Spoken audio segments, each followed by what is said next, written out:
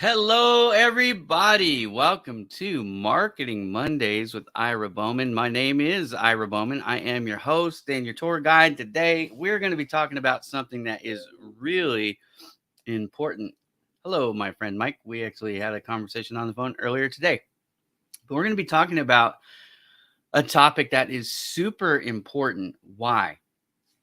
Because other than mindset, and we're going to get into mindset a little bit today, but other than mindset, the number one reason why most people are not accomplishing their goals. So, mindset first, visibility second. The reason why most people are not accomplishing their goals is because the world, frankly, just doesn't know you exist. The people that you need to know you exist don't view you the way they need to view you. And that, again, starts in the mind. It might be the biggest obstacle to your visibility is how you see yourself. So we'll get into that in great detail today. I'm going to be covering what I personally call them leverage tools. Leverage tools that can be used, levers that can be pulled to help you go from where you are to where you want to be.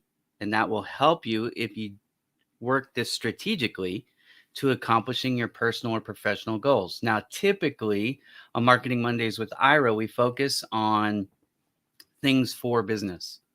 But let's be clear today. You can use the strategies and techniques that I'm going to be discussing in detail for either your personal or your professional endeavors. Because how you are seen, the visibility with which you are seen, could be the key to getting you the opportunity to participate in the things you're trying to participate in, whether that's personal or professional. So today I'm talking to everybody. Now, some of this may be way of review for some of you, and that's great. That's not a bad thing. That's a good thing. It'll help reinforce the things that you already know to be true. I will help to validate those things. For some of you, all of this may be completely new, and that's good too, because getting out of where you have been will help you get over the obstacles that are preventing you from succeeding. So first and foremost, I put it in the show description. I'm going to share my screen in just a moment. I have something, what I call it a media kit. Now, you may know this as a different tool name, and that's okay if we're just talking about nomenclature. What you call something is almost irrelevant as long as you have it. But one of the reasons why I created this particular tool is not just for the external audience, in other words, who might see it other than me, but it was also a tool that I built for myself. As many of you might know, back in 2020, up to 2020, from 2000 to 2020, I was in the print business and I was really good at it. I was pretty well known in the print business. I had a lot of visibility in the print business. But I switched into the marketing, the digital media space in 2020 after I was laid off by my former employer. Now, when I switched over, I had what I'm assuming a lot of you have, which is this thing that the world has termed most commonly now imposter syndrome. It's a fear-based mentality.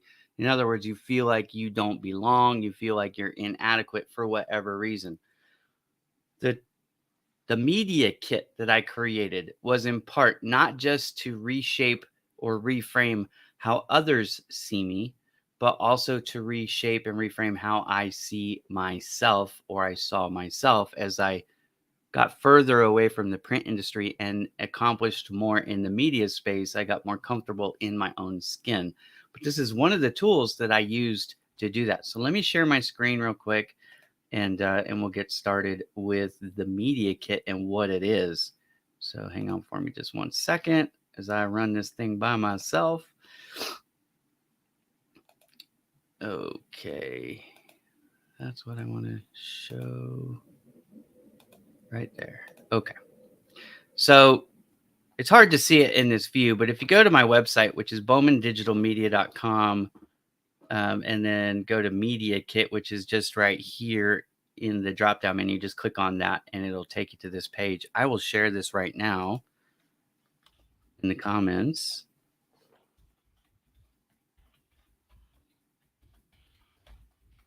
I have a feeling that many of you, if not the majority of you, have never seen something like this before.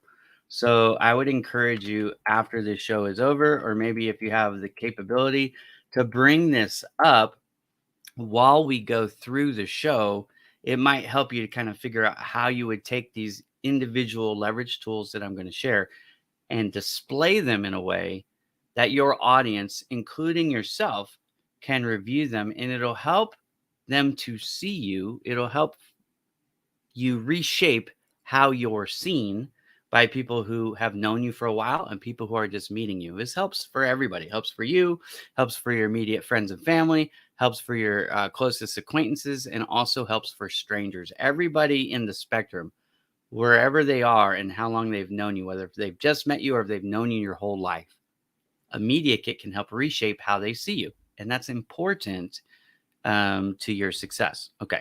So, what do I have here? I have a web page on my website. Now, typically, when I build these for clients, and I do offer this service, if you're interested in having me create one, we can talk about that, but that's not the point of the show. The fact is, usually I recommend that these are standalone web pages. In other words, you don't add it to your existing website like I did. I only did that because I needed an example of a media kit because I offer this as a service to build or create these for clients. So I wanted to make it easy for them to find a sample of what a media kit is. Okay. So the very first thing we do is we're going to label it media kit. And there's a specific reason why we're going to do that, which we'll get into the sections of these leverage tools. But you want to name it your name media kit. And then right underneath that, you want to start describing the generalities for which you fall. In other words, in the example here will help. Who is Ira Bowman professionally? Okay, because I'm using this as a professional tool. Who I am now is an entrepreneur, photographer, graphics designer, SEO wizard, website developer, sales professional, digital marketing specialist, social media influencer, author, and I can actually put best-selling author there now, 2 times TEDx speaker. I have my press credential, and I'm a philanthropist. Now that's a mouthful, but I support each and every one of these things in this media kit. I share with people samples and credentials of the things that I've done to be this. So these are not unfounded claims. They are all supported down below. And you would take your tools and put them on your media kit. And then that media kit would help support anybody who doesn't know you or doesn't see you that way. It would help support that claim. That is the point of a media kit. Now, next, I have my bios. I have a picture of myself. It's a current picture of myself. If you saw a photo of me from like 3 years ago with a full set of hair, well, maybe not so full, but mostly full set of hair, then you might not recognize me. So I want to make sure that on our media kit, we have a current photo. And it's important to note here that I'm smiling and I'm looking into the camera. This is one of those things where it helps to build trust. All right. Now, then I have my biography, which tells a little bit about my career. Then I have my business. This is the primary business that I use to make money. It is the actual website that this is hosted on. Like I said, normally you would put this on its own individual web page. And so this would be more important. But I talk about what the business is. I have here my Calendly link where people can schedule an appointment with me if they're interested in doing some business with me with Bowman Digital Media. Now I'm just going in order here. I said I'm a photographer. Okay, so here's some validation of those claims. Me with some of my cameras, which are always in reach of my arms. But there's some pictures of me in action, and then I explain a little bit about what I do and how I do it. And actually, I was recently featured. 2 of my photos were featured in Forbes back in June. And so if you click on this right here, it'll actually take you to. In fact, I'll do it. It'll take you to the article. I took this photo which they used for the header, and then I also took this photo. And so there's my logo, which is really awesome. And they give me credit here, photo credit by Ira Bowman, which is really cool. Okay, so I put that in my media kit. Now here's some samples of my other photos that I've taken. we'll come back to this because photos in themselves aren't necessarily leverage tools. They can be if you're trying to be a photographer, but if you're not necessarily. A 2 times TEDx speaker is something that a lot of people give credence to. It helps to elevate our status. I'm going to come back to all these and explain them in more detail later.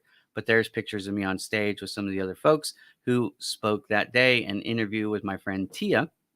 This is a podcast. We'll come back to that as well. Right after I was done with my second TEDx speech. Now, one of the leverage tools that a lot of people don't think of, in fact, I have my copy right here. This is a book that I just wrote, Business Tips from the Trenches. And I said I can put up here best-selling author. I'm just going to scroll back up for a second. But I said right here that I'm an author. Well, this book actually went bestseller status last week on Monday and Tuesday. It was the best-selling book in its category. 3 categories, in fact, in Canada, and 2 categories in the United States. Over a 48-hour period, we held the #1 spot in 5 categories in 2 countries, and that was a pretty cool experience. And so I'm now officially a best-selling author, and that was on Amazon, by the way. So, anyways, I tell about the book. We'll come back to it. You might notice here, I've got a bunch of authors. There's reasons why you do that, which I will explain in a moment. Now, I've been in some other books where I wasn't the lead author, but I did contribute a chapter. So we've got business leadership and diversity. These all went international bestseller as well.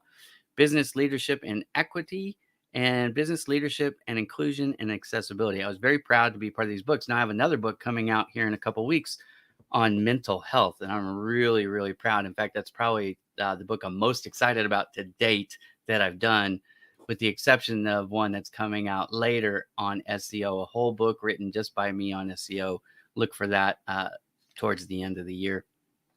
Now I've got some photos. Remember I said photos that you take aren't necessarily leverage tools, but photos taken of you in certain environments can be huge leverage tools. And in this case, I have on stage appearances, and there's a variety of speeches that I've done for my TEDx and other things that I've organized that I have on here. I have other photos that I didn't include because I don't want to put too much stuff on here where it's overwhelming. So I just give people some social proof of me as an on-stage speaker. And then there's podcast appearances. Being invited on somebody's podcast or hosting your own podcast, technically, Marketing Mondays with Ira Bowman is a podcast. That's what's considered, anyways. And we do have guests on here from time to time. We used to have nothing but guests, but lately I've been doing more solo flying because I want to teach specific things like how to increase your visibility. So podcast appearances are a great way to increase your visibility. And we'll get into that. Again, I'm going to go through all these one by one and how they help and why you might want to do them in just a moment. But there's a bunch of podcast appearances, both video form, and here are some that are audio form, traditional podcasts, if you will. Now, I have my press credential, which to me it was a strategic decision and a thing to go after, and then how to use it. So I have some of my articles, not all of them, but some of them that I've published in magazines that you could click on and read. These are some of my favorite topics. That's why they're here. But 4 key ingredients to website traffic, master Google and master your visibility. We're going to talk about Google today as one of the ways to increase your visibility. And I've got some ideas for you on how you can boost your visibility on Google. In fact, my friend here, Mike, we're going to be talking about his website, because on his website, which is called serviceprofessionalsnetwork.com, it's a free resource that you can use to post articles, videos, make posts in general. And because of the way his website is built and the rank that it has on Google, things that are posted on serviceprofessionalsnetwork.com rank really high on Google. So if you're trying to make Google your friend, that's one of the ways that you can do it. This is a personal story of how to overcome everything and succeed. Janae has a story unlike most. It's got a lot of incredible things in it. And I was proud to write the article about her life and the success that she's had through the adversity. So if you're looking for motivation, especially if you're female or you've in the military or you've been homeless or you have been abused in any way sexually, this is something that you might want to read to give you encouragement and inspiration. And then because SEO is such a big topic important to me, improve your website SEO without spending a fortune. This is actually published on Service Professionals Network as well. I've included that there as proof of my journalistic prowess and my press credential. These are the two photos that were featured in Forbes magazine. And again, if you click on either one, it takes you to the article. I think it's important to give proof of the claims that you make. So that's why I always try to include backlinks to the source file so that people can see and validate the claims that you're making about yourself. Because this is designed to elevate your visibility, but it needs to be done in a way that is accurate and ethical. In other words, this isn't fake it till you make it. This is actually do things that are impressive, that are credential building, if you will, and then put it in a way that people can validate the things that you are claiming to be, because there are so many phonies out there, fraudulent, sometimes on purpose, sometimes misleading because it's more like what they want to become, but they're purporting to be that already. Don't be that person. Be ethical and have integrity, and then share what you've really done. Let's see, I've got a couple more comments in here. Same line repeating. I don't know if that's you or me. Hopefully it's you. Not because I want you to have technical problems, but I'm looking at it on the side and I'm seeing everything up to date fine. So hopefully that resolved itself. You might just want to refresh. Very nice. Thank you. Nice. Thank you very much. I'm a professional digital marketing. That's great. You're advertising on my show though. And if you want, I can send you an invoice for that, or please stop, do it again and I'll have to kick you out. It's my nice way of saying don't spam my audience. Great. Thank you very much. Appreciate you, Mike. 9.4 million clicks last month on his website. That is a tremendous amount. And I imagine it's only going to go up because people, as they see the value in these free resources, it's one of the reasons why I do this show for free. I could charge a lot of money for the information I share, but I share it for free because it not only helps you, but it also helps me increase my visibility. It's a win-win, if you will. All right. So after the bottom of my live podcast, I've actually got something that you might want to consider too. And this is also leverage tools. Okay. Media questions. Now I've given them 25 different pre-populated questions that they can ask me on their show, whether that be, a podcast, a TV show, maybe somebody's doing a radio show. Perhaps they have a magazine and they want to write an article about me, whatever it is. I've given them a clue as to what people ask me about most often to make it easier for me to be a guest on their show. They certainly don't have to limit themselves to those questions, but they have them available to use if needed. And then, of course, I have a contact form, because the whole purpose of this is to increase my visibility, to get exposed to opportunities that I might not otherwise have been afforded. Okay. So that is a media kit in a nutshell. There are plenty of other things that we could do with it, and I have done with it for other clients, but that's the one that I built for myself. But now what I want to do is I want to go through the list. Okay. Just name out the list. And then after I go through the list, I'm going to come back and go through them one by one by one. And if you have any questions for the show, you can always put them in the comments. I am always open to taking your questions. So I'm going to put that here in the little ticker down at the bottom just for the moment to remind you that if you have a question, feel free to ask. I'm excited that you're here. I appreciate that you watch. I hope that this is a help. And that's the aim of the show each and every week, is to help you get better with your marketing efforts. Hence the name Marketing Mondays with Ira Bowman. Okay. So what are leverage tools that you can use to increase your visibility? The number one thing I want you to know, can you help me publish a book? Yes, I can. It is a service that we offer. In fact, we use the KDP self-publishing is the method which we publish the books, but we can get them done from start to finish in 90 days. So it's pretty incredible what we can do, how fast we can do it. And we can help you if you're interested in attaining bestseller. We actually have some add-on services that we can promote the book in a way that's tried and true. In fact, Mike, I talked to you about that this morning.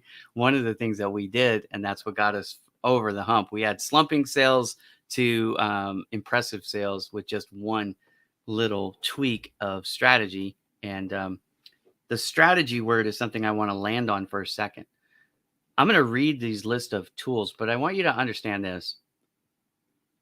The strategy that you would employ depends entirely, or should depend entirely, on your major objective. In other words, let's say I'm an aspiring author, or I'm an aspiring singer, or I'm an aspiring marketing professional, or whatever it is that you're trying to do. The path to navigate from where you are to where you want to be will likely be different if you're an author, singer, or marketing professional, right? It should make sense, right? You're not going to go to school for law if you're trying to be a doctor, and you're not going to go focus on, cosmopology. I was trying to be fancy here, right? Cosmopology. That's not even the right word. Anyways, okay, I'm going to go on to something else, because you're not going to go go to a trade school, right? To learn, like electrician stuff or HVAC stuff or general carpentry or any of those things. If you're trying to be, I don't know, let's say, uh, an accountant, right? The things that you need to be successful and to be seen as an accountant and to be hired as an accountant are different than any of these other things. Yeah, cosmetology. Thank you very much. My dyslexia sometimes just gets me way off way off track, and then I have like brain freezes. So I appreciate y'all and your tolerance for my uh it's not really a handicap, it's just part of who I am. All right. So let me read these leverage tools. And I put this in the comment before the show started, so it's not letting me pull it up. In fact, let me see if I can copy it. Yeah, I can copy it. I'm going to copy and paste it so I can do it again, because I want you guys to see this. It's not an exclusive list, or I'm sorry, it's not an exhaustive list. In other words, there are some things that are not listed that I thought of even right after I hit the paste button, but it'll give you an idea. Oh, it's split it into. Hang on a second. Let me put it in LinkedIn so it shows the whole thing. There we go. All right. Some leverage tools to consider. Now, this is like I want you to write this down, okay? Because this is probably not something that you could do off the top of your head. And any one of these might be the key differentiator between you and your competitor. Okay. So leverage tools to consider to increase your visibility, the way people see you. Books. Now, I'm not just talking about writing books here. I'm actually talking about reading books too. In fact, I am reading right now, Think and Grow Rich. I don't know if you can tell, but I've got that many. See the thin slice on the top? That's how many pages I have left to be finished with this book. And I started this book Saturday morning.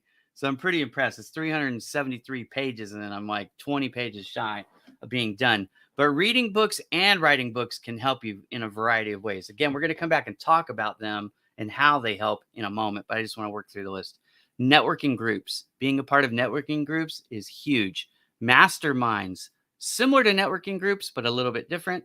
We'll get into that. Talks. In other words, giving a presentation on a topic, but also going to talks and hearing, because listening can actually be more beneficial in many cases than talking. So getting that information to that end, certifications, which also could include degrees and completing schools, whether that be a bachelor's degree, an degree, master's, doctors, whatever, any of those things, certifications, they can all help.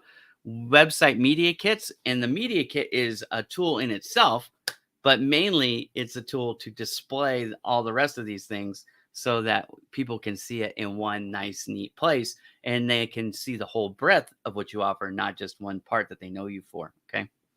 Jobs. Can jobs be a leverage tool? Absolutely. There are a lot of people who have started at places like Google or Meta or any of these big companies, and then broken off after a few years or however long they worked there, and had really successful business ventures because they had the credibility or the authority that comes with the job that they held, even if it was just temporarily or part-time or even a contract job position. Okay. Awards. magazine articles, blog articles, podcast appearances, hosting a podcast, being on TV or radio, movie appearances, even as an extra can make a difference in your credentials. Okay. Social media posts, social media comments. Now, I talk about social media comments all the time, and a lot of people dismiss that because they don't understand how powerful it is. But let me tell you this, if you've got 5,000 followers on a platform and you make a post, it's probably not going to be seen by 5,000 people. Odds are it's going to be seen by less than 5,000 people. But let's say you go make a comment on somebody who's got 6 million followers, like Simon Sinek or Gary Vee or whoever that you really like and respect. That comment may not be seen by 6 million people, but the odds are it could be seen by a lot more than 5,000. So if you make intelligent comments on a regular basis on social media, it absolutely can increase your visibility. And I suggest, and we'll get into this too, but you do 80% of your social media activities is making comments on other people's posts. It's a huge way to win friends and influence people, as my friend Mike and I were talking about this morning on my walk. Now, some that I didn't include, again, remember, I want you to write this down: email campaigns, press releases, it just like it's there and then it left. Newsletters, that was another one. So 3 more big ones: newsletters, press releases, email campaigns can also be huge in your objective to increase your visibility online. Now, there are more, but I'm not going to have time in the next 30 minutes to go over more than that list. So we're going to focus on that list. So books, networking groups, masterminds, talks, certifications, including degrees of any kind, website media kits, referrals, jobs, awards, magazine articles, blog articles, podcast appearances, hosting a podcast, TV appearances, radio appearances, movie appearances, social media posts, social media comments, newsletters, press releases, and email campaigns. I'm going to talk about each of those in detail right now. Now, if you're watching this and any of those strike a chord with you, or you have a question about any of those, go ahead and put that in the comment section. I encourage you to communicate with me because I'll be happy to answer your questions and talk in more detail about any of these. So it's up to you. If you want more information on any of these, then I will focus some special attention to those because I'm here to serve. All right. Since I don't have any comments that I see yet in the comments here, questions about these, I'm going to discuss what they are and then we'll go from there. Okay. So first and foremost on the list, I had books. Now, I just talked about it, but I wrote this book. I didn't write it by myself, and that actually was done for a variety of reasons. And I'm going to talk about those reasons right now because some of you might say, hey, I would really like to write a book, but I don't necessarily have the money to invest to do a whole book, or maybe I don't have enough information to fill the pages of a whole book. And this book is not very long. This book in total, let's just look real quick. It has 132 pages total, right? So this book right here is about 30,000, maybe 35,000 words in total, okay? But I wrote in this book the book preface, I wrote the book introduction, I wrote the book conclusion, and I wrote a chapter. So I probably contributed in total about 7,500 words total, okay? Now, why is this so important? Many of you know about Google as a way to increase your visibility. We're going to talk about Google as well. But one of the things a lot of people don't, let me share my screen again. Okay. Let me change this view. We're just going to drop that. Okay. So many of you know about Google, but you forget about other websites that have large populations of daily users, what we call in digital marketing monthly active users, or MAUs. Okay. Now, this is a place where you can go, and you can see I purchased my own book. I do that. All right. But many people forget that Amazon has millions of users every month. In fact, It's probably closer to 1 billion. I don't know off the top of my head. I would have to look. But it's a large population of people go to Amazon to buy things, including books. So imagine this. Imagine you could go to Amazon and search your name and find books that you wrote. Even more so, imagine that people who don't know you but who are checking you out go to Amazon, put in your name, and there all of a sudden is a book that you wrote. That speaks to your credibility. Now, some people call us SMEs, subject matter experts. But if you want to prove that you are a subject matter expert, one of the baseline things for most intelligent or educated people in the population is this thing called book author. So you want to write books. Okay. Now, why did I choose to include? Let me just put that up there. There we go. You can read it. Myself, Joel Phillips, who is my main partner in the book, Janet Hogan, Dr. Andrea Renee Rivera, Tonya Stoney, Will Kralovic, Danila Palomeri, Tia Christie, Tanya Baines, Dion Tuplin, and Sean Huber, with the foreword written by an ex-NFL player, former NFL player by the name of George Jones, who was a running back for the Pittsburgh Steelers for quite a while. Why did I do that? Well, there was a variety of reasons. First of all, speed. I didn't have to write the whole book myself. So I was able to get it to market faster because I included a group of other authors, co-authors, to help me write the contents of the book. The second thing, which was really cool, was it also expanded my knowledge base.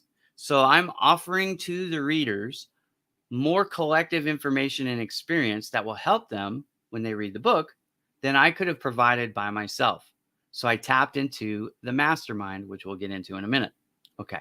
The third thing is, remember, the goal of these things is to increase your visibility. Imagine this. Imagine I wrote and published this book all by myself, which I easily could have done. It was my idea, right? Well, if I did that, then the people that were in this book when it came out would have had less motivation to create social media posts and distribute the book, the availability of the book, talk about the book, share this book with their friends, family, and colleagues, right? Think about that. What I did was incorporated a team to help me market the book and increase not only my visibility, but the whole collective group's visibility. There's a few things that also happen, which I was familiar with this, but not to the extent of with which it happened, which is awesome. And I'm finding it to be true in these other collaborative book projects that I'm working on that I'm leading. Okay. I'm the leader of these. I'm organizing it and championing it. Right. So like with this book, my mental health book that's about to come out in 2 weeks, another project that I'm doing in November called Gain, which is a in-person event that I'm running. One of the advantages of doing this, when I invite these co-authors to be a part of the book process, and then I lead the process through, I give them instructions of what to write, when it's due, formatting, all these things. I am the leader of the group orchestrating the book. What I'm doing beyond getting their help and their buy-in for marketing is I'm also changing the way they see me. It has created this platform where I've elevated myself. They are followers. I am the leader. And that helps them see me in a different position. Sometimes you're not getting where you want to get because people don't see you as a leader. And so you need to put yourself in these situations where you are the leader. They willingly follow your lead, right? And you lead with compassion and all those things, with integrity and kindness. And those people become your champions, not only in the group, but outside the group. I've already had people in this particular book that had never before ordered anything from me or from my company, either order from me directly, which has happened, or refer me some of their acquaintances, whether they be clients or friends or whatever, associates, to me to do professional services that I offer. This book has helped me, even before it got published, land new clients. That's not a bad side benefit, right? So, the other thing that it has done, which is important because relationships are so vital to success in any endeavor. You can't do this alone. You need relationships for a variety of reasons. But the people in this book, almost to a person, each one of them have become closer. We have become closer friends because we have this common experience that we've now gone through in writing the book, in promoting the book, and publishing the book.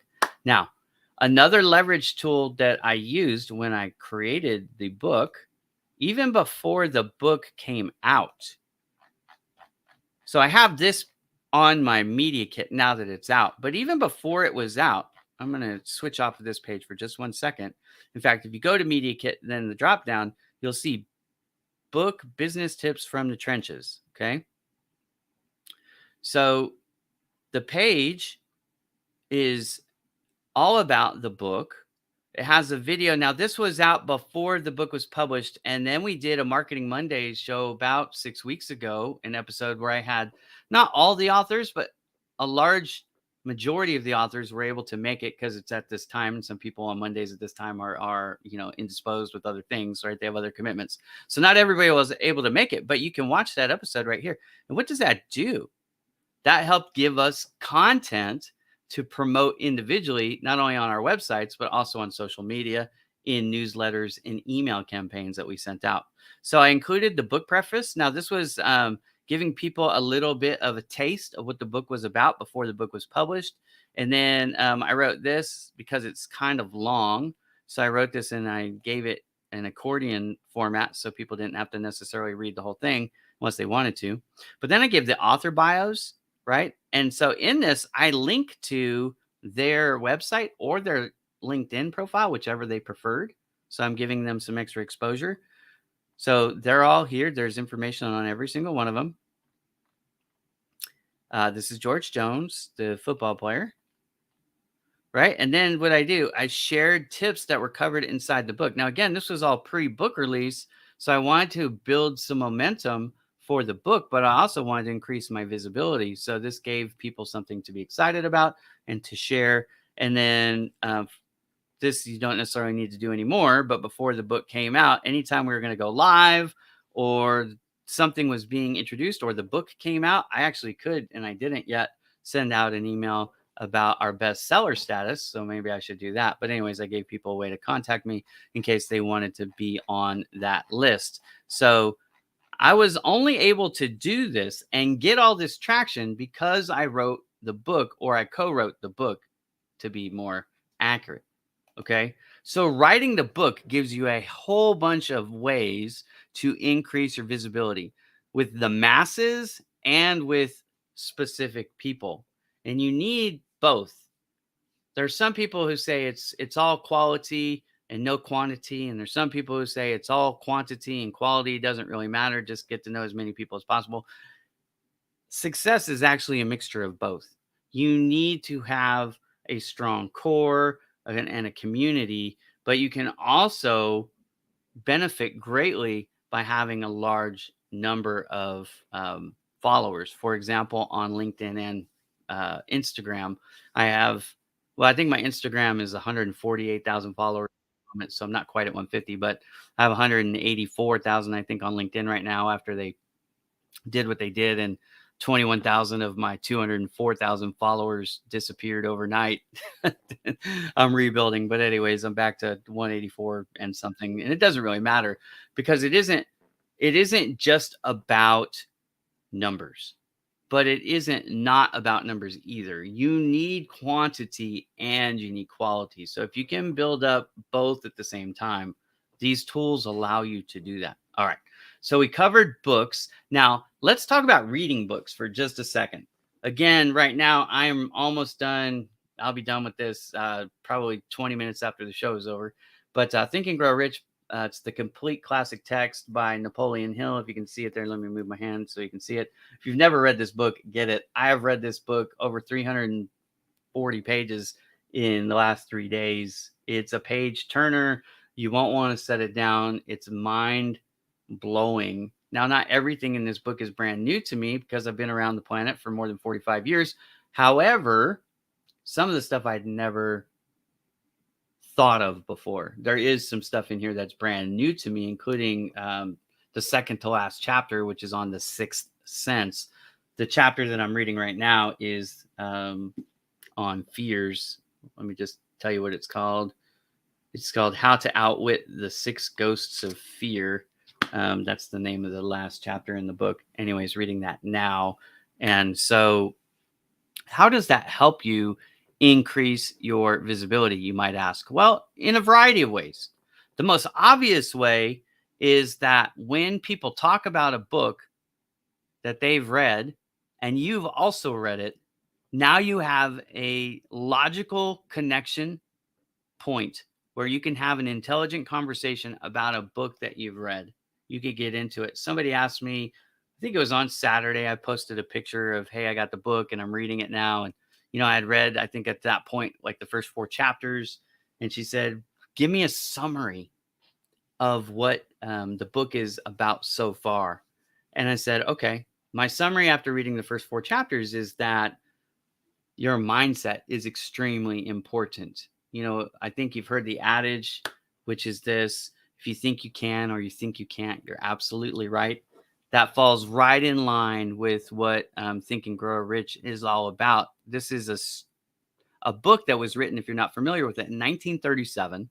Napoleon Hill knew Andrew Carnegie, and Carnegie challenged him to study successful people and what makes them successful and then write about it. And he did that study for 20 plus years. He studied people like Edison and Ford and Carnegie himself and a whole bunch of other people that are famous. He studied over 500 of the most wealthy people in the United States at the time and the things that they did and didn't do that helped to make them successful. I really wanted to be successful. So I thought, you know what, I'm going to read this book. It was mentioned to me at a networking group that I was at in Florida last week, and I decided to take action. And so here it is. This is a result of a suggestion that was made, and I made a plan to follow through with that suggestion. So here I am honoring that. Now, reading books also can fill the voids. Sometimes you know something about a topic, but it's incomplete and you don't know what to do with the information that you have. Well, by reading more material, obviously you can learn. And if you can learn and then apply what you learn, that can help move you forward. So you're watching this show. Hopefully this show is helping you to fill in some voids of how to increase your visibility. I'm telling you that reading books, even though it might not be the fastest way to increase your visibility, can help you again with those conversations that you can have about the book, especially in comment sections of social media. Imagine that you had read Think and Grow Rich and you saw my post on Saturday. It would give you something intelligent to say about that post. In fact, several people did, saying they've read it a lot of times or they really like it or whatever the case may be. There was comments on the book itself. Okay. So we got a comment from Langston. Love this. Being a cheerleader for others will make you. That is true. That is 100% true.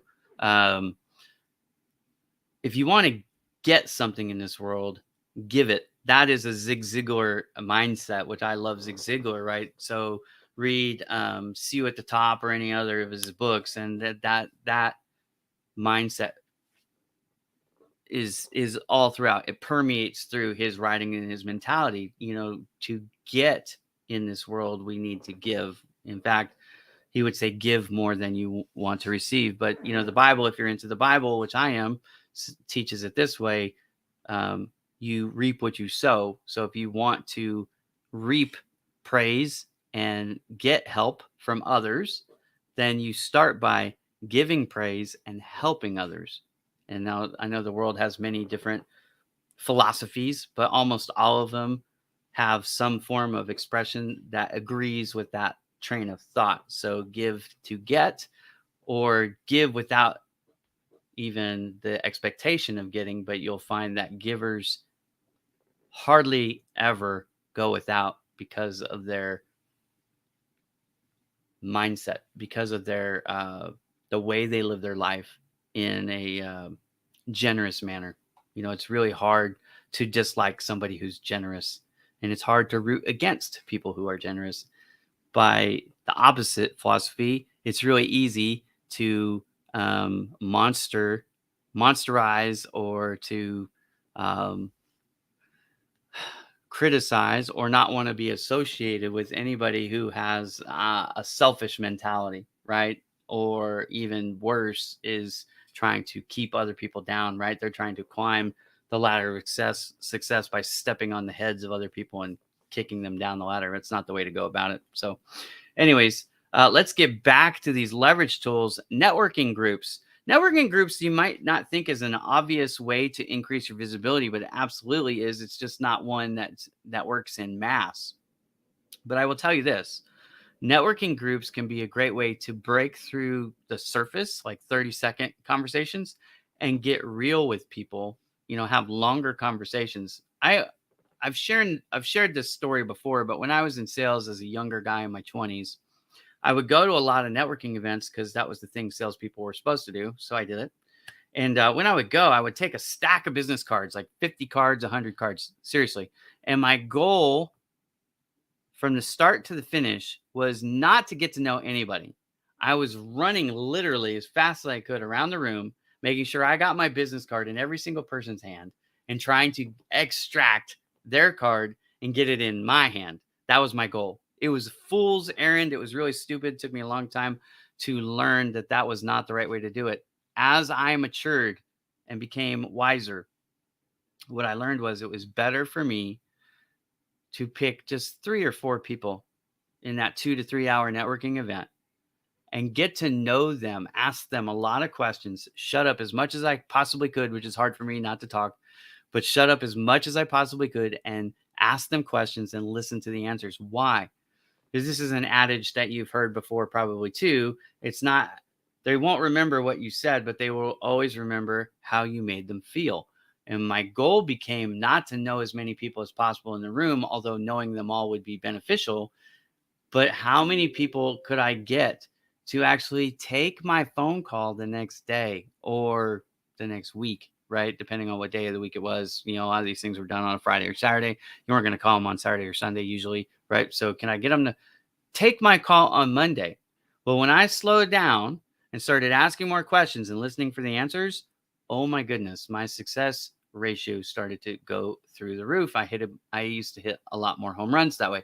So networking groups are not about volume as much as they are about building solid relationships with people who are interested in what you do, or you're interested in what they do, and who can potentially help, not only as a direct client. This is where I think a lot of people are making the mistake in sales.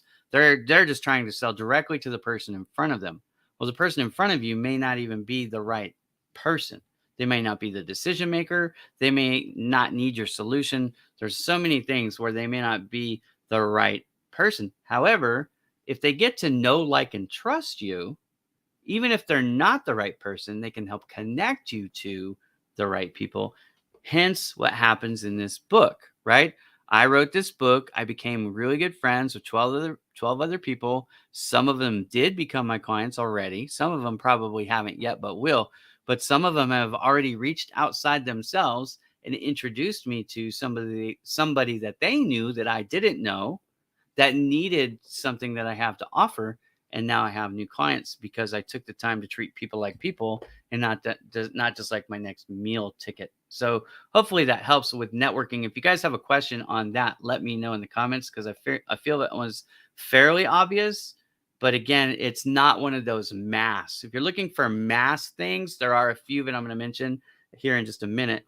There are some that are more about relationship building. Networking groups is one of those where it's more about relationship building. Now, masterminds is actually described in this book. There's a lot of good stuff in this book. So if you haven't read it, I do recommend that you read it. But the idea of the mastermind is this: we're stronger collectively together because of the resources, the collective resources, and the collective experiences, and sometimes even the emotional intelligence of other people is different than what you have yourself. And if you can draw from those experiences, then that can help you reduce the amount of time it takes to achieve success, which is actually the whole point of this book I wrote, Business Tips from the Trenches. It's expert advice on how to start your small business or side hustle. What we did in this book is we shared 3 tips each on what we think people should do, and 1 lessons learned, a mistake that each of us made that we hope people can learn from. So in other words, we each gave 4 things that we want you to draw from to help you get to where you want to go faster. And that's the idea of masterminds. You're completing the circuit. You have so much expertise and so much experience, but it's not everything. And so if you can pick a select group of other people who complement you and you complement them, and I don't mean, nice hair, nice outfit, nice glasses, whatever, that's all nice. I'm not talking about that type of compliment. I'm talking about they have the missing pieces that you don't have, and you have the missing pieces that they don't have. And you come together in this harmonious way to work together, not just for your stuff, but also for their stuff. It becomes a community of people who it's a select group. It can be 2 people, it could be 10 people, but it's not like usually it's not going to be 100 people in a mastermind. Okay. It's usually going to be somewhere between 5 to 10 people. So varying ages, varying experience, maybe varying business. What am I trying to say here? Vertical markets, those kinds of things. So you might have a lawyer, an accountant, you might have a marketing person, you might have somebody who's in the medical profession or whatever, but they all come together. They have different vertical expertise and experiences together. Collectively, you are much stronger. Those are, hey, thank you very much. I appreciate that. I'm trying really hard to help you guys out here. But masterminds is a way, again, not for the masses, but this is a solid, like what we call a core piece. And your mastermind can become a very not only a business model, but also they can become great referral partners because they know, like, and trust you more than most people because they get to know you really in depth.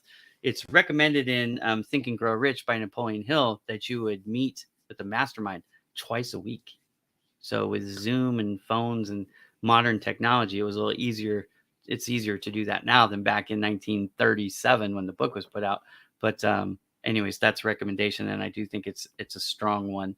Okay, after masterminds in my list, we have talks. Now, there's 2 things that you can do with talks. You can go be the presenter, the one giving the talk, or you can go be in the audience and listen to the talk, and both can help you in a variety of ways. Again, if you go back to the media kit, okay, let me share my screen. If we go back to my media kit, you'll notice that on the media kit, one of the things that I have is I call it stage appearances here. Now I have my 2 times TEDx speaker, which also counts. The reason why this is so important is just because of the credibility that the audience places on it. It's not that a TEDx speaker is necessarily any more impressive than these other speeches that I gave, but the credibility of TEDx added to my credibility as a public speaker. So even in here, I've got 3 or 4 pictures of me on the TEDx stage. Okay. So why is talking important? Again, you want to raise your visibility. You also want to raise the way people see you. So there's 2 different things here. There's just sheer number of people seeing who you are, and then there's also the level at which they see you. So getting somebody to agree to put you on stage is not as easy as one might think if you've never done it. There is a certain level of trust and respect that has to happen before anybody is going to allow you to be on their stage, because that's partly their reputation. So what they're saying, even when they don't say it explicitly, is I trust these speakers on this topic. and that can elevate the way you're seen in the public. Now, I will tell you that my very first TEDx talk, which I'm wearing the gray shirt. So when I did this one, and this was my story of how I went from being laid off to earning six figures in 1 year in 2020, after being let go from my print industry job and starting Bowman Digital Media. I talked about that. In the audience, not one, but two people I had never met before, after hearing my speech, hired me to do their social media marketing. One of them hired me to do SEO as well. But anyways, I had two different people, two different companies. They didn't know who me before the speech. They heard the speech, that credibility. They said, hey, we want to talk to you. We had a meeting about a week later after I came back from, it was in Wilmington, Delaware, is where I've given my TEDx talks, because I'm friends with I am friends with the organizer, Dr. Dan Young. So anyways, he put me up on stage and I got two clients out of it that I would have never, ever gotten if I hadn't been a part of that specific TEDx talk that day in Wilmington, Delaware, back in 2022 and in 2023. I've done it twice there. Okay. So I went from obscurity to not obscurity, not for the whole world, but for them, just by delivering that speech, right? They saw me as a subject matter expert because of the content that I delivered and the location with which I delivered it. Now, this particular one, oh, I'm not sharing my screen anymore. Okay. So this one right here, where I'm in the red shirt, this one actually was seen over 100,000 times. I think it's 110,000 views on YouTube. This is on my core now, which is funny because even here, it was a part of Bowman Digital Media SEO services, but it was not the focus yet of my company at Bowman Digital Media. But what changed between year one and year two of the speeches, which is year two and year three of my company, is I discovered how much more powerful Google is to generating visibility or website traffic online than social media. And I didn't really pivot because, like I said, we always offered the six services that we offer. We've always offered. When I launched my company, we have six services that we offer. Social media management, SEO, we're always in those six. But what it did change dramatically was the focus that we put on the two. We have backed significantly away from what we focus on with social media and dramatically increased our efforts on search engine optimization to get people seen higher on Google. And it's sheerly because of the math. But again, when people see this was seen by 110,000 people on YouTube to date. And that was game changing for me in a variety of ways. Because now, even though there are people who are seen still, like I'm thinking Neil Patel and some of these guys, they're seen as the absolute authorities on SEO. But if you ever try to hire Neil Patel, you'll know that that's a very, very expensive proposition. They do not come cheap. The Gary V's and the Neil Patels of the world are expensive. Well, you can hire an Ira Bowman at a much more affordable rate than a Neil Patel or a Gary V. But I'm still seen in an upper echelon of SEO. I'm seen as an authority on SEO. And when my new book comes out later at the end of the year, not this one, but the one on SEO, that is also going to increase my visibility and my stature as an authority on SEO. It's why I'm writing the book, and I'm writing it by myself. So it's a unique one for me. But books help in a variety of ways. So do speeches. So do the talks. But also, I mentioned going to the talks is also just as important. Why? Because let's say I am known for digital marketing, which I am pretty much now because of the Media Kit is doing its job, and I've reshaped where people see me.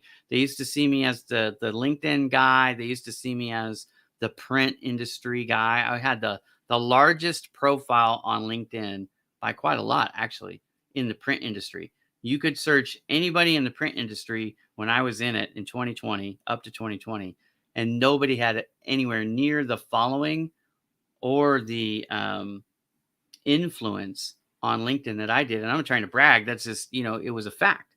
So when I switched industries over to the digital media space, it was really interesting because for the first time in a long time, I was now a small fish in a larger pond. There are people with millions of followers in the media space, where in the print space, nobody comes close to a million. In fact, at 100,000, I was like 10 times larger than anybody else I could find.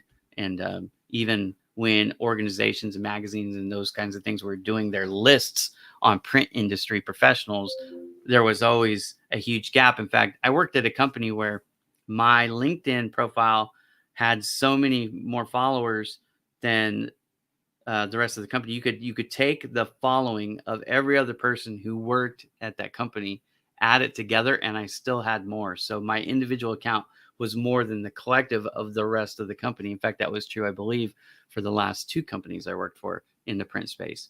Again, not to brag, it's just that's what I was used to. So then when I switched, it was weird. It was awkward for me. They're like, "Oh, I'm not the big dog anymore. I'm not even in the top 50. So I've got some work to do," right? So that's where these leverage tools help to grow. And it's also one of the reasons why I started focusing on some of the other social media channels. There's a variety of reasons to do that. We don't have time to get into today because we're actually already over time, and I'm going to keep going. So go to the talks. Now, here's why I go to talks that are not digital marketing, social media, SEO related, because the people that I serve are in other vertical markets, and I can meet people, I can hear people, I can establish relationships and get ideas, understand what's going on. There's so many things that you can get from listening to in the audience somebody else speak or a group of other people speak.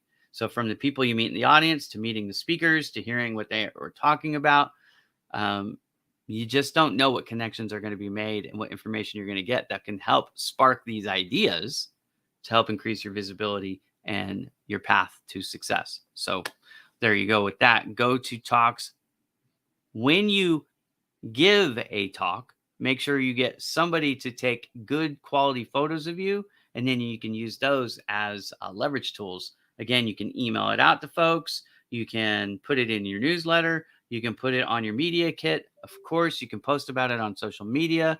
There are so many ways to use these tools once you have them. So deliver talks, get photos, get video of it, and then use those tools in a variety of ways to help you. All right. The next thing on my list is certifications. It should be fairly obvious, but look, when I switched from the print industry over to the digital media space, I needed to validate that I had the skill set to help make a difference for the people who hired me. They just weren't hiring me out of blind trust. So, what are some of the things that I did? Well, I went and got a certificate in Photoshop, in Adobe Illustrator, um, in Adobe Premiere. I just got some certification. Now, I've been using those tools for a while, but I was self taught in the print industry, but I wanted people to know like I was good at these things. So I did that. Right. And there were some other things that I learned that I'm not necessarily going to discuss openly, but there was some other things that I did to get credentials, certifications to validate my competence as an employee. Now, I also started to win awards, which I'm going to come to in just a minute. So awards are also important to help with that certification or that verification that you are actually a competent person, whether that's a business or as an individual, to be hired to do certain things. You want to know that you want your audience to know that they can trust in your work, not just in you as the person, because of the fake it till you make it crowd, frankly, and the pause that people have or the hesitancy that they would have because of potential fraud, right? You don't want to be hired by somebody, or nobody wants to hire somebody that's going to just take their money and leave, right? Can you trust them? It speaks to certifications, degrees, awards. I'm just going to talk about awards now. Awards, the same thing. So winning awards is important because it shows that you actually have some chops. They can rely on your skills, and whoever certifies that award is basically saying with their reputation, we validate Ira Bowman or whoever you are is good at this particular thing. Okay. Now, with awards, with publications, and some of these other things I'm going to talk about, I'm going to interject something that is a little bit controversial because most people just don't understand it. So I'm going to interject it, and then I'm going to explain why it's actually not cheating and it is okay to do. All right. There's this thing out there, this term out there is called pay to play. Sometimes you'll see P to P or P for P, something like that as an abbreviation. But what does it mean? It means that, well, you could have this, but to get this, you have to pay a certain fee. Certain monies have to be exchanged in exchange for you getting that thing. A lot of these come in the way of awards. Now, first and foremost, you have to understand that these awards or these companies that are out there that are offering this particular certificate or award in exchange for some money typically are still validating that you are even eligible. They usually do have a minimum requirement. You have to show something. So it's not just like, oh, anybody could go pay for this award. Now, there might be some of those out there, and those aren't worth the paper they're printed on or the digital image that comes with it. But if I say, for example, and this comes in the way of articles, but like Forbes magazine is one that many people revere and respect, much like they revere and respect the TEDx talk. I'm going to tell you something that many of you probably don't know. Most Forbes articles that you read about individuals or smaller companies are not there because of their own individual merits per se, but they paid for that placement, very much like an advertisement, right? And that is why I think it is not only not unethical, it is ethical. I think it's prudent for people to do this because what happens when you say as seen on Forbes, CNBC, Fox, whatever your favorite, news outlet is. And I know some people are adverse to some of these, and that's fine. This is not a debate on who's telling the truth and who's full of crap. Forget that. That's a diatribe that we don't want to go down. The fact is, press releases, articles, awards, even sometimes appearances on TEDx stages and things like that can be pay to play.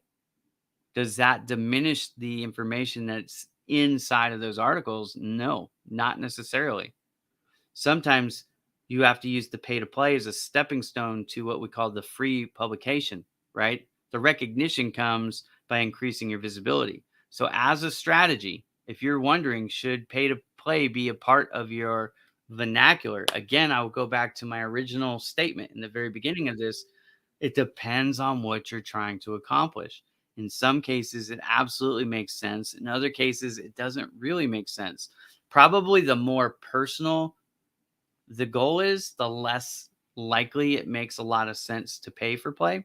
But the more professional the goal is, probably the more likely pay for play becomes an important step so you can go and traverse from, again, where you are to where you want to be.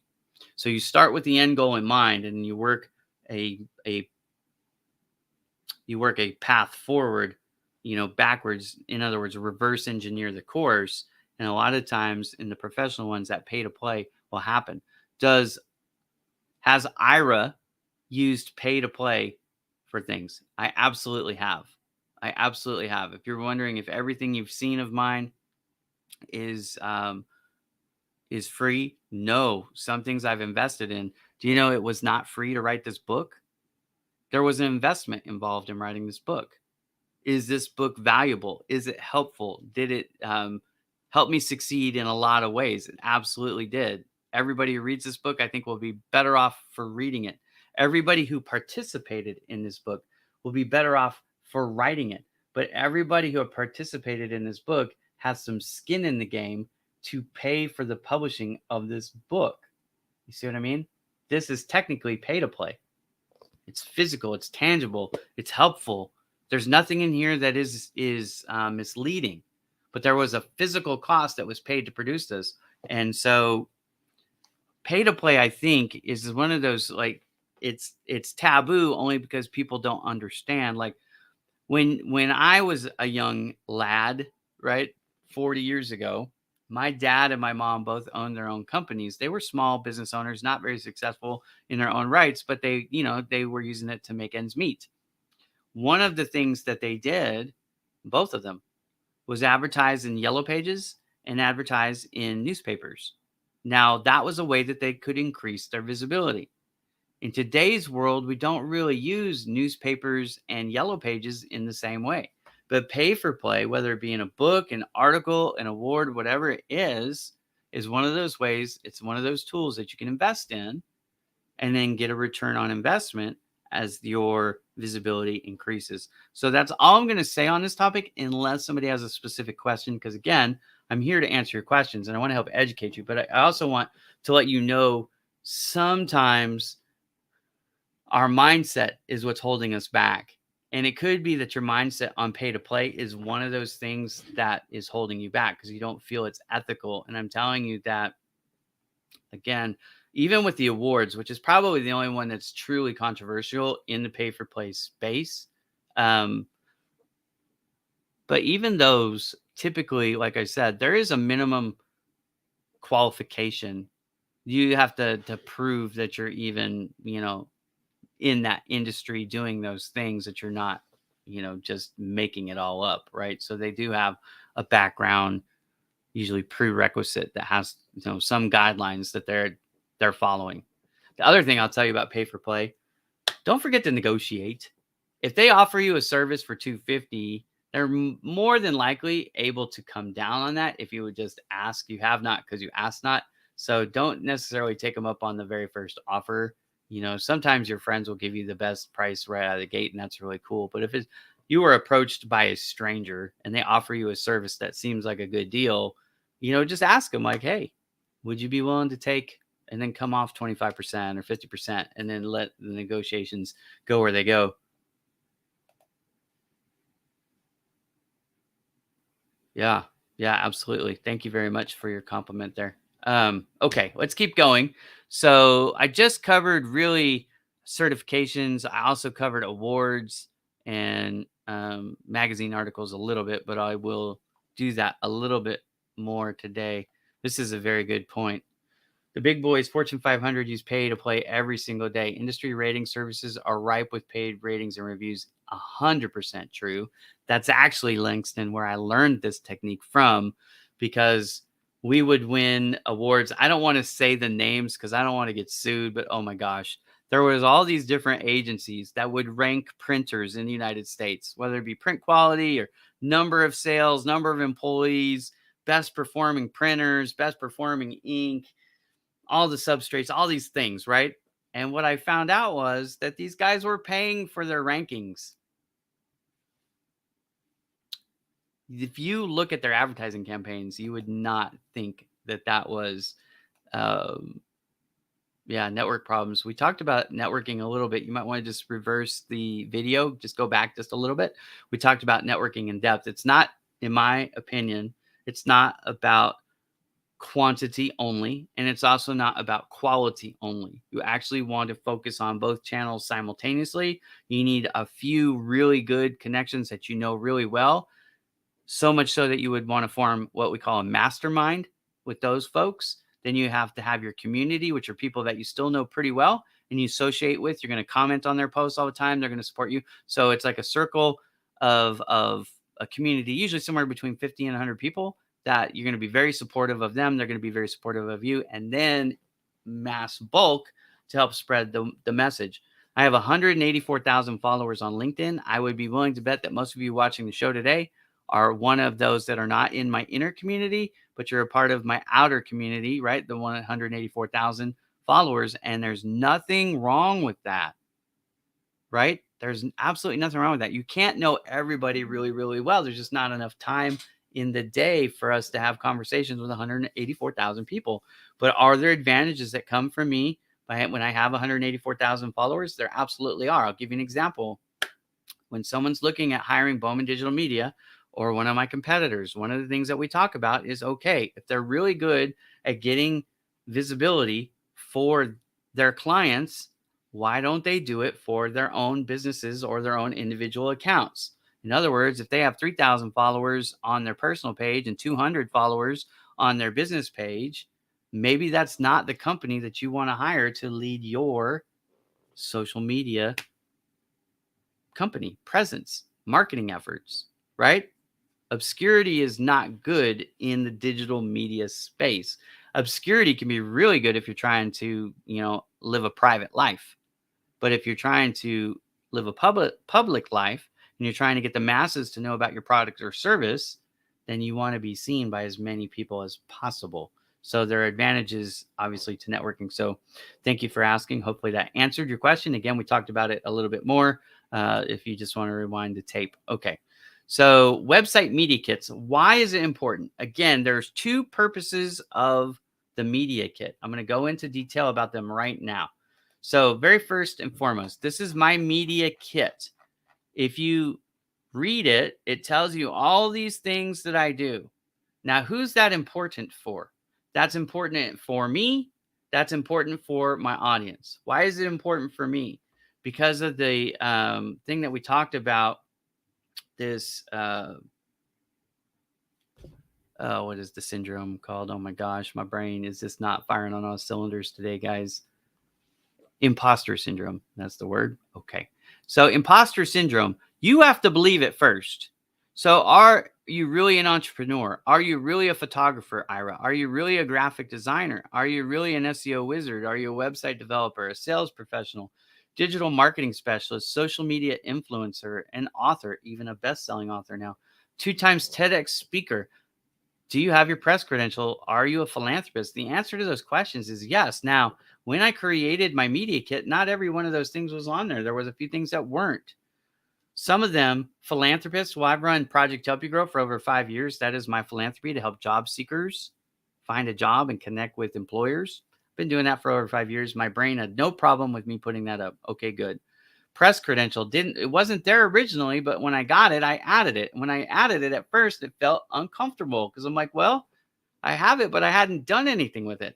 Then I started to do stuff with it and put it down on the kit. And then I felt comfortable putting it there. Okay. 2 times TEDx speaker, comfortable with that because that was, yes or no. I've done those things. So there they are. Author, when I published my very first book, which is not the first book I wrote. The first book I wrote is actually still being published. So it's not out yet. But this was the first book. Was it? No, I think this one was. This was the first book that I wrote a part of, right? I wrote a chapter, but when you see the picture here, it says, Jason Miller and then forward by Dr. Julia Descharme.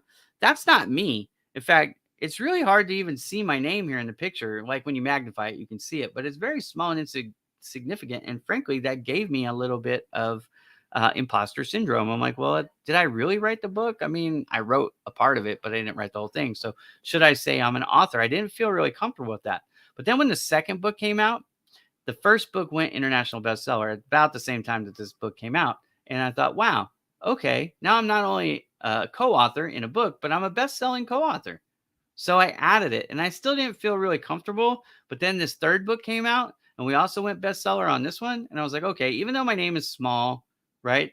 And I think that was a little bit of poor taste that could have been done a little bit differently to help, like necessarily this guy didn't write so much more than the rest of us. He just was the leader of this group. So I purported in my mind, when I do it, I'm going to make the names of people a little bit bigger to give that a little bit more emphasis that they're just as important. Okay. So it is the way of these things, but you learn as you go, and you appreciate the things that you felt when you were experiencing it. And then you try to make it more pleasant for those who come after you.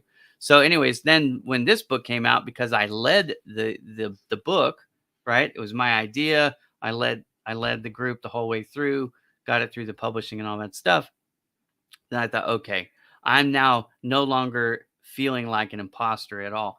This media kit helped me change the way I see myself, is what I'm trying to explain through all this. So with the media kit, you're trying to show the world the things that you do. Because if I asked you, who is Ira Bowman and how do you know me? What is it that you know me for? You probably would not give this whole laundry list. But the fact is, I'm not only these things, I'm more than these things, both professionally and personally, right? And there's some things on in my resume that I don't have on here. Why? Because I don't think they're relevant to what I'm trying to accomplish now. That is a huge thing I want you to understand with your media kit. So it isn't necessarily everything you've ever done. It's everything that you've done that is relevant to what you are trying to accomplish now. Okay. So the list that I have on there are the things: the entrepreneur, the photographer, the graphics designer, the SEO, the website, the sales professional, the digital marketing specialist, the social media influencer, the author, the 2 times TEDx speaker, my press credential, and my philanthropy experience all come together is the thing that I am trying to accomplish at the end of the day. There are things that I have not stated publicly that I'm trying to accomplish, and there are things that I've stated publicly that I'm trying to accomplish, and those things are vital to my success in the future efforts that I am putting forward to try to make my professional goals a reality, right? So there's a group that I'm a part of. It's not a public group, so I won't even name who they are, but I'm a part of this group, and you might, in a simplistic way, consider them a networking group. They're much more than that, and I've learned a lot by being a part of this group. If you're interested in this, reach out to me privately, and I'll tell you who they are and how you could be a part of it if you're interested. But one of the things that I learned is this expression that they use called anchor point. When you meet somebody, subconsciously or consciously, you are anchoring a fixed position of where they are. They're either your equal, that you see them as lower, and this is not their personal worth. I'm not talking about intrinsic value. I'm talking about professionally. They're either your peer, they're up and coming, or they are anchored somewhere above where you are, right? So they're somewhere in this dial. But I will tell you, because I've learned this to be true, that once you meet them and that anchor point is set, whether that was peer, superior, or inferior, and again, not intrinsic value. I'm not talking about the worth of the person. I'm just talking about professionally their credential. It's really hard for you then, consciously or subconsciously, to move their position on a dial. Why? For a variety of reasons. Primarily, probably because we're not really paying attention to everything they're doing, because we're living our life, they're living their life. So a media kit, one of the reasons why it's such an effective tool for your audience. In fact, I recommend before you meet with people, you send them your media kit and you get them to read the media kit. In fact, you cannot make an appointment with me without going on my media kit, and that's by design. A lot of you share in your signature of your email your Calendly link. And I understand when it first came out, it was kind of cool. And so just by having one, it kind of set you apart from everybody else.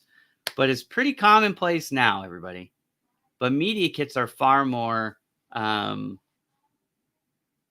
what's the word I'm looking for? They're less commonly used, right? There's far less people have them and utilize them. But what makes a media kit so valuable is not that just it's different for different sake. But think about this. If you think you know me as a social media influencer or as the LinkedIn guy, or maybe the guy that, wears the white glasses, or however it is that you know me, right? You probably don't know all the things that are on my list on my media kit, but I support those things on my media kit and I validate that they're actually true, right? Claim made, validation given, anchor point is set higher. That's the point of this. The anchor point that they give you is going to be enhanced because you're showing, not just saying that your things, right? Talk is cheap, but this gives visual proof, social proof that you're actually the things that you are claiming to be. Good afternoon, my daughter. She just tuned in because she probably just woke up. I'll get on her later, for that. But anyways, all right. Your media kit will help you increase how the world sees you, hopefully from the outset, from the onset, so that right away they see you as not just the thing that they've pigeonholed you for, but they actually get an accurate description of where you are today. And that will help you in a variety of ways. First of all, They may not treat you the same way in the fact that they give you more respect. That's a good thing. Also, it may curb some of the entry level or the prerequisites that they would have to get you where you're trying to get so you can get there faster because you don't have to waste your time doing some things that they didn't know you already have done, right? You might get a better job, you might get a higher salary, you might get offered client work, you might get asked to participate in a podcast or TEDx or asked to be interviewed for a magazine, things that you would never have gotten asked before because they didn't know all those things about you. That's what a media kit can do for you. Again, it can do two things at the same time. It can help you overcome imposter syndrome. It can help you be seen at a higher anchor point. And the third thing, which is not as obvious, is this: if you're paying attention, you had your end goal is here. You're over here somewhere and you're trying to traverse the distance between the two.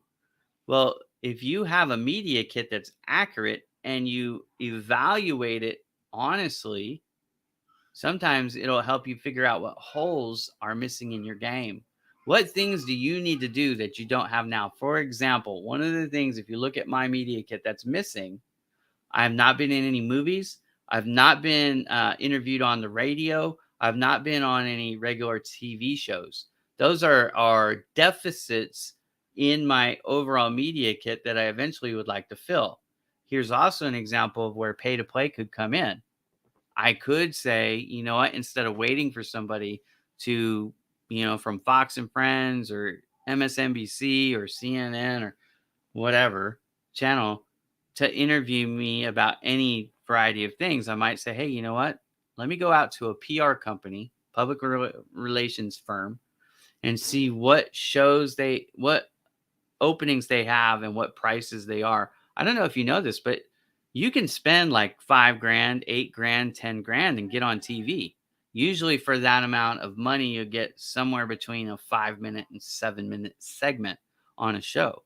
Well, once you have that segment recorded, you can put that on your media kit. And now you have been on TV and you could put as featured by, let's say it was MSNBC. Okay. As featured by MSNBC or whoever, right? Again, I said movie credential. And a lot of you probably like, movie credential. You want to be an actor? Like, no, you don't have to be an actor to have a media credential for a movie. You could be an extra. A lot of extras are paid to be extras, but did you know there are people who actually pay to be extras? So think about that for a second. They will pay people sometimes to be extras in movies, but there are opportunities out there to pay to be an extra in a movie. And now your name is in a movie credential.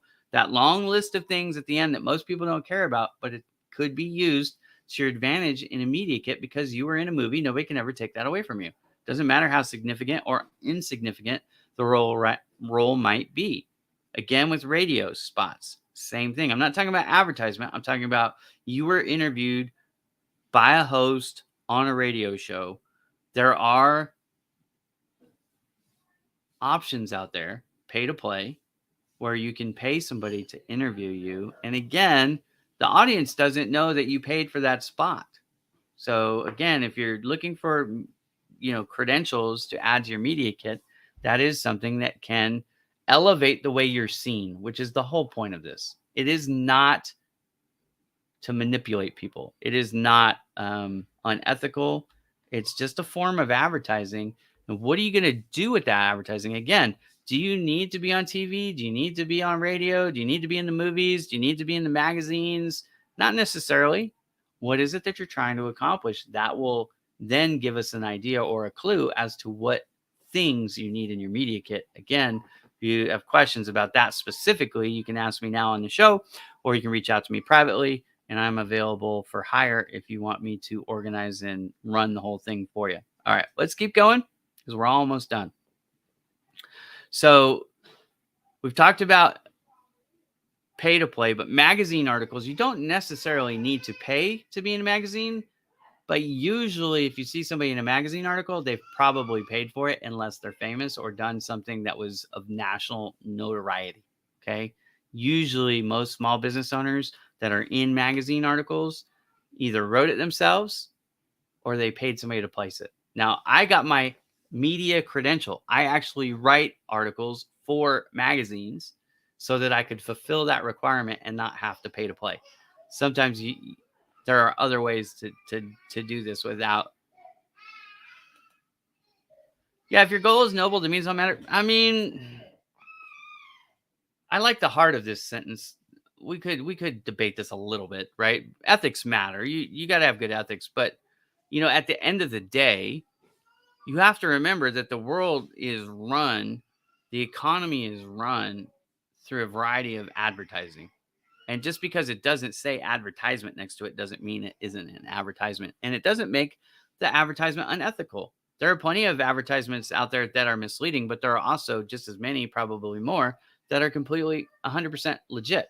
And again, a magazine article or an appearance on a show, just because you don't know that they paid for that doesn't mean the content that they gave during that wasn't worth it. They just needed to grease the wheels of the economy to get the opportunity.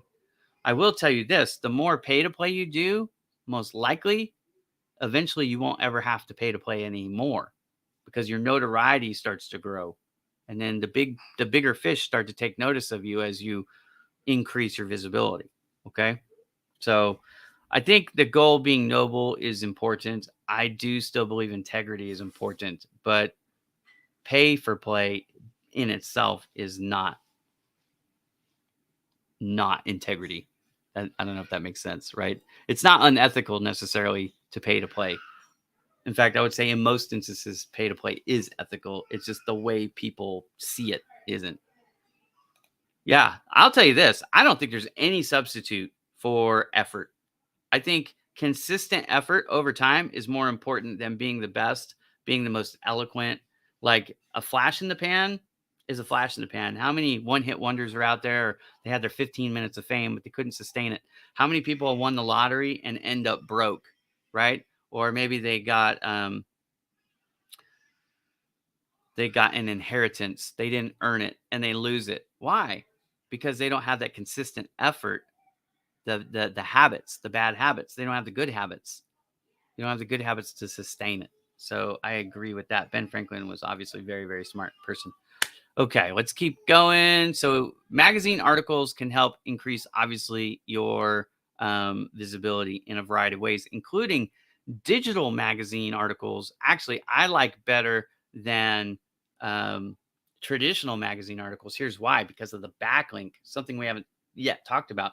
But these backlinks. So what happens is a website like a magazine, let's say, it has a domain authority like 70, and you have an article written about you or your company in that magazine, and they hyperlink from the article over to your company website. That is a huge benefit that helps you with Google. And that's why, we were talking about Service Professionals Network earlier, where you can make free content. You can write blogs. You can include in the blog, in the article, a link to your company. He has a way for you to make business listings. You can create a business listings with your profile and link to your pages on your website and increase your domain authority. You can do the same thing on Service Professionals Network. That way you can do a magazine articles, digital ones that, like when I wrote the book, and one of the reasons why I decided, when I put this book out to do KDP, which is the Kindle Direct Publish, right? The reason why I chose to do that in part was because on the very last page of this book, remember I said there's 132 pages? Well, the 132nd page is a call to action sheet. That's what we call it. But it's an advertisement for my website.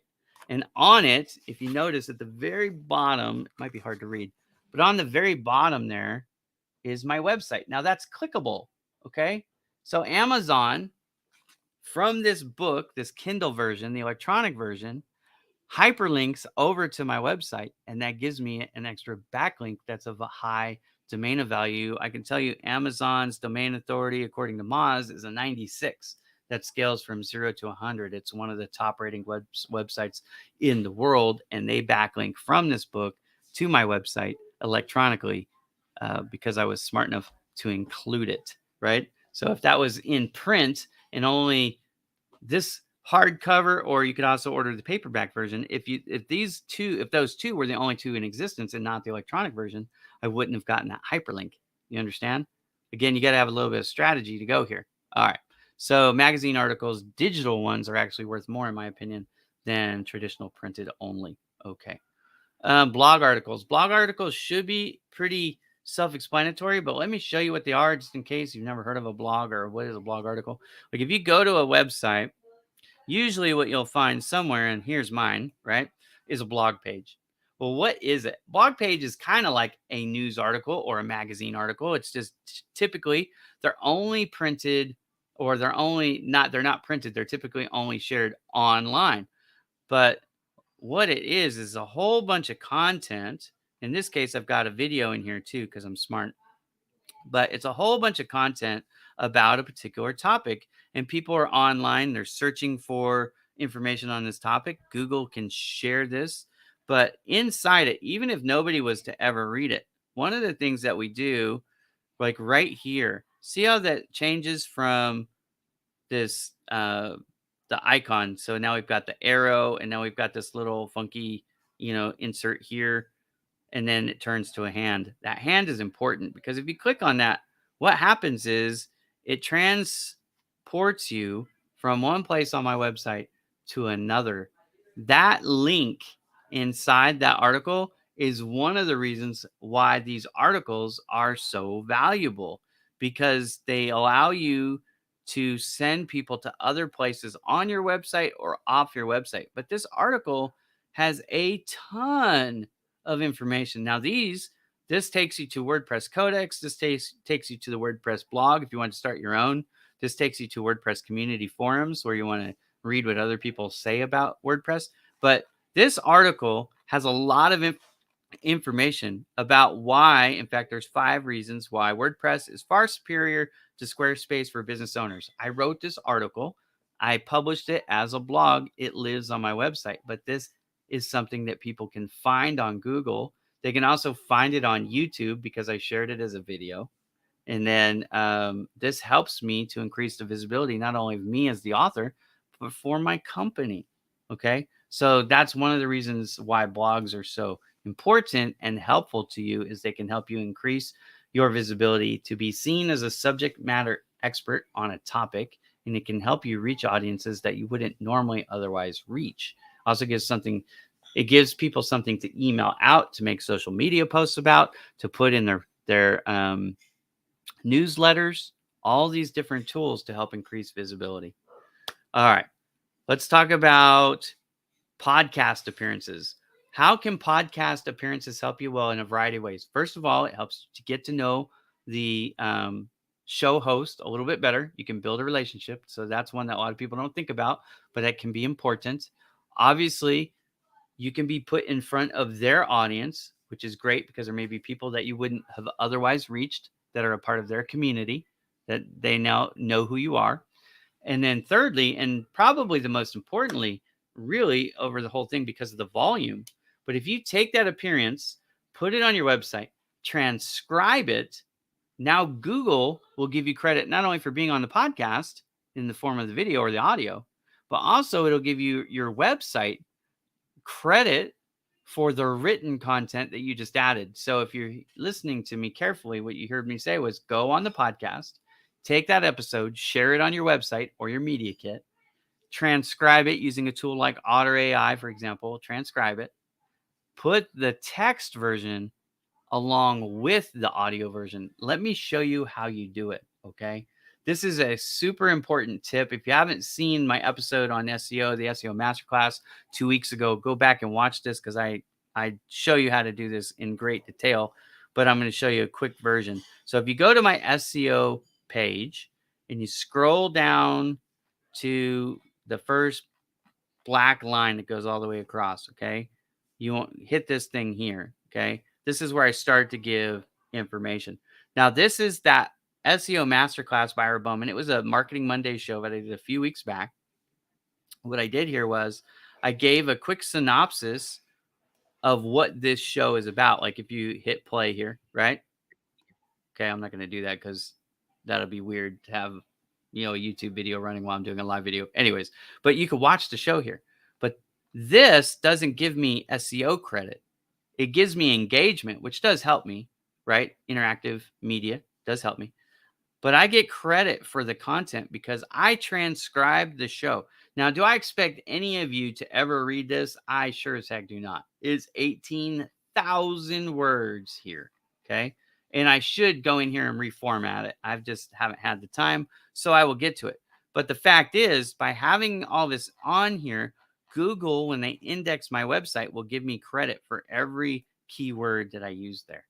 And it'll help my authority on Google to go up, which will help my SERP to go up. So therefore, when people are searching for SEO on Google, I have a better chance of being seen. That's an example of what I mean. Take the appearance, transcribe it, and then add it to your website in written form. Has to be written to get credit by the index of Google. Okay. So podcast appearances can then also be emailed out, go in your newsletters, go on your social media campaigns. You can actually take the full interview and cut it up into pieces like one question and one answer, and then put that out as its own video. You've got a lot of, we call this content curation, but you can take this content and curate it, and then it can be very, very useful. Okay.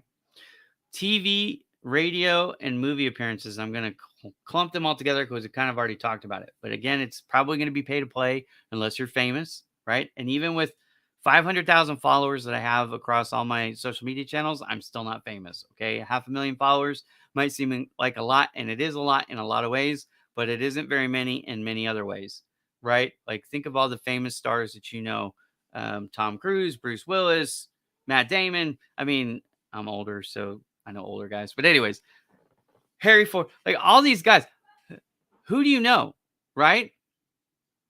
They have millions and millions and millions of followers. They don't need to worry about social media so much, but they could post anything on social media and lots of people will see it. I'm not that guy, right? I am an influencer. I have hundreds of thousands of followers.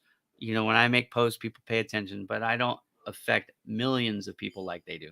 Okay. So I'm not famous. I've never been offered a TV spot, a radio spot, or a movie spot. Now I could buy them, and I haven't yet, but I could. And so could you. You don't need to have 500,000 followers to buy it. Now, when I offer to pay to play, they might give me a deal because I do have a substantial following. But the fact is, I would still need to pay to play right now. Okay. So get yourself on those shows or on the radio or in a movie, not because you're famous, but because you can then take that appearance and leverage it. It can reach their audience that they're sending it out to, and that's what they charge you for. But even beyond that, going to your media kit, going out on a newsletter, an email campaign to help it reach your target audience can do even more for you. Okay. And I don't have time to get into the targeting of emails, but if you don't have a list that you're generating of people who are following you naturally, and then demographics, a list of the people that demographically fit your category and that you're communicating with via an email. We should talk about that privately, how I can help you. Okay. Social media comments. I talked about social media posts and comments kind of in the beginning, but here's the thing I want people to understand. When you post, that's not bad. That's good, but it shouldn't be the main thing you're doing. Even if you had 5 million followers, I would still say it's more important to make comments more than it is to make posts. How much effort does it take for you to create the post that you're putting out? I know people who spend 30 minutes to an hour trying to craft these perfect graphics. They're not graphic designers, so they go on Canva or wherever they're going, and they fumble with it a little bit, and they're trying to do this thing, you know what I mean? And they spend all this time and effort when instead they could have just went to like 5 posts of 5 people who have millions of followers already, made intelligent comments on those posts, and been seen by tens of thousands, if not hundreds of thousands, or even millions of people. Where they're going to spend a half hour to an hour trying to craft this perfect post. They're going to put it up and it's going to be seen by 10 people. The ROI on your content creation is not nearly as high as the potential for the ROI that can be seen if you would just follow the strategy I just easily laid out. Make comments on people's posts, intelligent comments about the content that they put out, who have significantly large followings, and watch what happens. Your visibility will go higher and higher and higher. If you can get them to respond to your comments and get other people to respond to your comments in one of those posts, you could be seen by 1 million people in one day easily. It's happened to me. I even know a guy. I wouldn't say he's a good friend, but there for a while we were engaging on each other's posts every day for like a year. So I know him pretty well. He made a comment very much like I just described 3 different times to one person who is famous, and they have a live show. And he was invited because of those 3 comments to come be a guest on that show in person. Now, am I saying that's typical results? No, I don't think that's typical results. That's atypical results, but it is possible, right? It is possible. So in your social media strategy, make sure that you've earmarked a good chunk of time. My suggestion, again, is 80% of your social media activities is focusing on commenting on other people's posts, but not just commenting for commenting's sake. Don't give any quick quips. Don't give any lame, how you doing? Great post, great share. Nice to see you today. Hope everything's good. That stuff doesn't move the needle for anybody. It has to be, if you heard me say it, and I'll say it again, quality comment related to the content of the post. In other words, you're adding value to that person's post by making the comment that you make. Should typically be at least a couple sentences, if not a paragraph. Now, if you read the post and you have no idea what to talk about, let me give you a couple suggestions. If you can't talk about the post itself, ask them how they're doing. Ask them about, their plans for the coming week, something like that. Make it personal. Those probably won't score as well, but it'll show that you're a human being, a decent human being. The other thing that you can do, and probably my suggestion, if you can't think of anything to say because it's over your head or it's out of your wheelhouse on a content that you've read some of the comments, and instead of making your own individual comment, reply to a comment that's already been made, especially if it's got like 10 of them in there, because the odds are that comment has a great chance of being what we call the most relevant comments. And those are the ones that get seen the most. If you can create a comment that gets into the relevant category, the default on most platforms is relevant comments, not newest. So in other words, they're trying to share the ones that add the most value to the conversation. If you can get one of those, or at least participate in one of those, the odds are you'll be seen by more people. Again, the whole point of all these things is to increase your visibility, to go from where you are to where you want to be. Why? Because that will help you be successful in the long run, whether it's a personal goal or a professional goal. So let me talk about 3 more real fast. I've said press releases.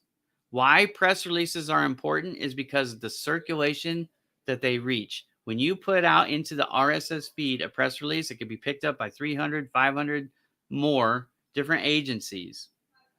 If you include in the press release photos of what you're trying to do and backlinks to the pages that you're trying to promote, that can help like a shot of adrenaline, because it happens all at once, to significantly increase your overall visibility.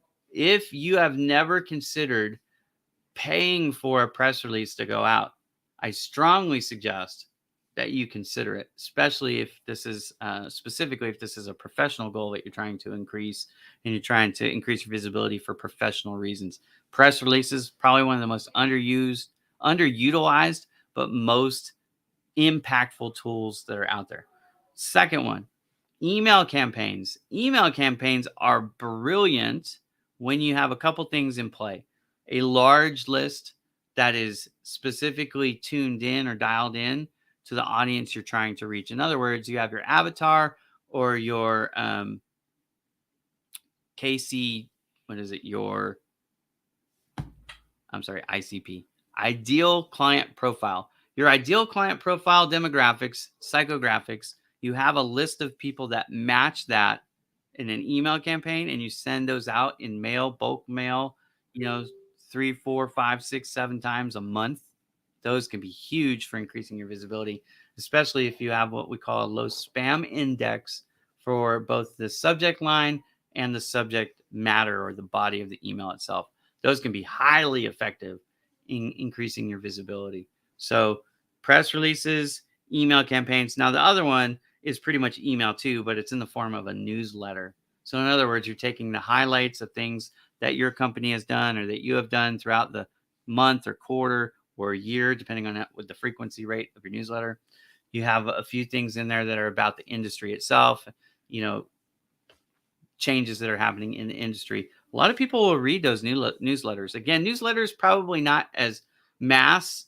It's probably more of a core thing than it is a mass thing. But if your newsletter distribution list is over 10,000, then that reaches critical mass. So it can be huge to help you out. But even if it's only a couple hundred people, that's okay, because you're trying to build rapport, earn their trust, have them like you as the go-to SME or subject matter expert on that topic.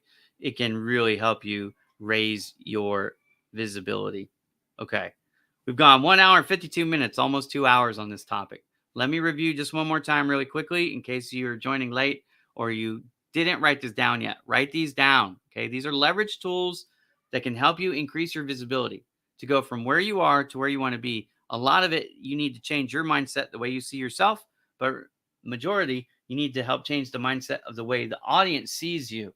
How do they see you, right? We want to complete the picture so they see the whole gamut of what you've done, and you support it via a tool I call the Media Kit. If you're not familiar with that, rewind the tape because I explain it in detail and I show you my Media Kit several times throughout this episode. But leverage tools include, it's not an exhaustive list, but it's a pretty good list, and we covered every one of these things today.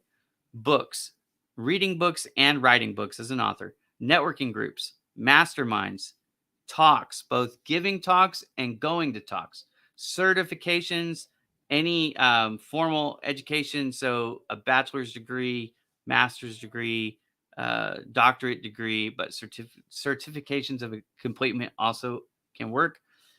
Have your website Media Kit as a tool to put all this stuff in. Referrals, jobs, awards, magazine articles, blog articles, podcast appearances, host your own podcast, go on TV, be on radio, get movie appearances, even as an extra.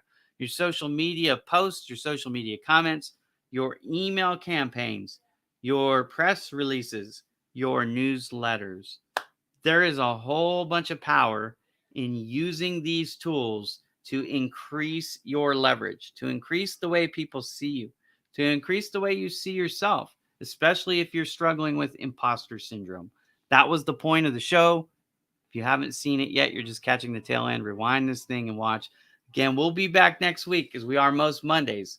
This has been Marketing Mondays with Ira Bowman. Thank you very much for watching. I appreciate all those who commented here live. I appreciate even those that will continue to comment after this show is over. Join me again next Monday, 11 a.m. Pacific. That's 2 p.m. Eastern. You can time correct wherever you are in the world. Thank you very much, everybody. Hope you all have a wonderful, wonderful rest of your day. Thanks for watching.